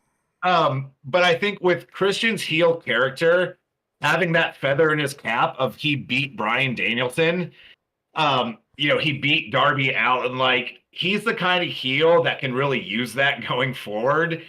And what does a Danielson TNT Championship run get you that just sending Danielson out there to wrestle whoever you want every week anyway wouldn't get you anyway? So I don't see Danielson winning on Saturday. I don't think he will either. I just throw that out there because I don't, but I was just trying to be devil's advocate. It's an interesting swerve to go about it. I feel like you do the match at Full Gear because you've got to, right? Because boom, there's your marquee. Bam. I just don't want it yet. I want it, but I don't think it's gonna be finalized though. But I think here's the thing. I think it's the best of both worlds, right? What Austin was talking about last week, and what I feel like you can do the match at Full Gear. Edge loses. Of course, some shenanigans afoot somewhere in there. We know this. And Christian's like, oh, you don't get a shot. You got to start the bottom of the barrel. And it's just like, F you. I don't want anything to do with you. Whatever. I'm moving on. And then you can move him on to do whatever he wants. You can have him work the long haul, do what, everybody has done before him, right? Start at the bottom, go through the young guys. Put him into maybe the world title picture, although that's very crowded, I know, with everybody else that's in there. But you almost don't need him, just like Danielson, you don't need him in a title picture. You can put him in his own sort of thing. You can have Christian do his own stuff against somebody else for the TNT title. You can have Christian, or you can have Edge, or, doing whatever he wants to do, Well, so this is go with me here, guys. What if they do the old school trope here of at Full Gear, it is a 6-man tag match. Adam Copeland and 2 friends going up against, Christian Cage family. the Christian kid, the father figure of the year, then, they milk it up until Revolution, or they go all the way to Double or Nothing. Like, what if they do that kind of thing where they don't necessarily get each other one-on-one, they don't get each other's hands on each other yet, and they just kind of milk it until, like, one of the bigger marquee matchups. I could see what if they did that? I could see them doing that, but I feel like it's money. So the more I think about it, the more I'm pretty much about to just contradict everything I just said a few minutes ago. I do like your idea, Jamie, but on a shorter time frame, because I think it's been all but confirmed. It hasn't been announced by AEW yet, but December 30th is going to be another pay-per-view. Okay. I think you do the 6-man at Full Gear, Christian, Nick Wayne, Luchasaurus against Edge, Sting, and Darby. And then December, you do Edge and Christian. Because I was thinking about how much, like, I enjoy what Christian's doing right now so much. But by the time you get to December, you're at like an 8-month TNT title reign for Christian, something like that. I would actually rather see them have him drop the title to Edge at that December pay-per-view, get him into something a little bit fresher, and then have Edge have a short run and then put one of the younger guys over. Because we do need to eventually get that TNT title back on some of the younger talent. I agree. That's good. That's a good call. Or Miro. Yeah. Or Miro. Or Miro. Miro. Miro Edge would be a good. Miro Edge would be a fantastic. Storyline. Yeah. I know they were pulling up old WWE guys against each other, but I mean, it kind of fits. But also, kind of like I was saying about this match being a nice change of pace from the rest of the show, it's really not bad to continually, not that Luchasaurus is an old WWE guy, but he, with his size, he can work perfectly in that style a bit for Edge. I wouldn't mind them more often than not keeping some of these older, like, nostalgic vets together in programs just to have a little bit of a change of pace. And then obviously when you've got the right opponent with the younger guys, put them together any day of the week as well. I thought Christian and Darby was phenomenal, but I think Christian and some of these older vets are a little bit better of a match as well, just because they work a similar style. I hear you. That's a good point. So we got this show was fantastic. Mm-hmm. Straight bangers. And speaking of straight bangers, we seem to get nothing but straight bangers in Kansas City. We got our first show was the Kenny Omega Pac 30-man Iron Man match. Orange Cassidy's first I'm gonna try match, right? Yeah, because it was like a go home. And he's like, I'm gonna try. Chuck E. Cheese said that he's gonna try. Right. We tried, and we got the last time they were here. We got Kenny Omega versus Vikingo in that ridiculousness. We got Will Ospreay's AEW in-ring debut was here in Kansas City. What else? I mean, we've gotten spoiled with what we've gotten here in Kansas City. Kansas City, like when you think about it, like compared to a lot of the other places, like shit goes down here in KC. Like he must really love the barbecue. I don't know what it is, but I am eternally grateful that Tony brings the fire every time he hits Kansas City.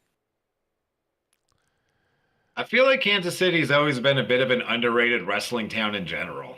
It has. It's got like a good like history, like past in the history, but more modern.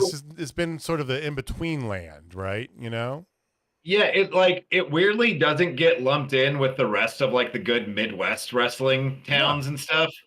But yeah, I feel like every time there's a pay-per-view or a show in Kansas City, like the crowd's always super into it. And so you've got like good like roots in it because you got the Harley race, right? Yeah. Shit. Ric Flair's old promos. He always used to talk about where he'd get all his clothes from. So I only buy my clothes at Michael's in Kansas City, you know? It's like got those roots there, but it seems like, you know, people think, and it's interesting because you have town like St. Louis, who, to be fair, has probably a better wrestling scene, and you know, just as many, if not more, roots. You know, you got the Ortons, you got all sorts of stuff going through St. Louis, right? And they get okay shows, but we've gotten straight fire every time they come here. So, Maybe it's because he sees an island out there and he's like, let's give them the good stuff. Yeah. I mean, Chicago sees it every week and 4 different places. They're fine. Let's give Kansas City some love. Maybe that's it. I don't know. I'm grateful. I am just grateful. Well, also, you're going to get some AEW coming down to your neck of the woods next month. So don't November 4th. Collision here in Wichita. Go down to White Cheetah, Kansas. Hang out with Austin. Jamie and I might be driving on down. We're gonna. I don't know if I ever told you the story. I'll tell you that later. But no, we got roughly a little over a month, about 5 weeks out from Full Gear. So we know the main event picture's already set up. Got some stuff going to work here. A couple new champions to play with. Let's see where we go from here. So, any final thoughts, boys? I have to say, this was some of the best wrestling that they've produced on a show. But above and beyond that, it was some of the best storytelling that they've done as a company to develop some awesome storylines. And this gives me hope, because before they were just a wrestling company who put on amazing matches and storylines like, now it's like, these are legit. Like, I can get behind every storyline that they're doing right now. Like, who's ever got in there and creative, thank you. Thank you. Thank you. Maybe you're just listening to the show. And if you are, you could send checks to all 3 of us. It's totally cool. We don't even need checks. Just send us each a full-size card blade. We'll call it good. And I would have it right back there. Make sure it's signed, though. Yeah. Fair. I mean, the half size was pretty cool, too. But no, full size. All right. Well, thank you guys for watching. Thank you for listening. We appreciate you giving some of your time. We'll be back next week, same bad time, same bad channel. If you haven't already, like, subscribe, hit the little alert, the little bell button if you want to know when we go live. But we'll be back next week after Dynamite. And in the meantime, Jamie, take us home. All right, ladies and gentlemen, if you're not down with Total Spotfest, I got 4 words for you.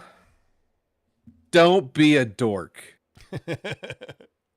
Nice. All right, guys. We'll see you next week. Peace. Later.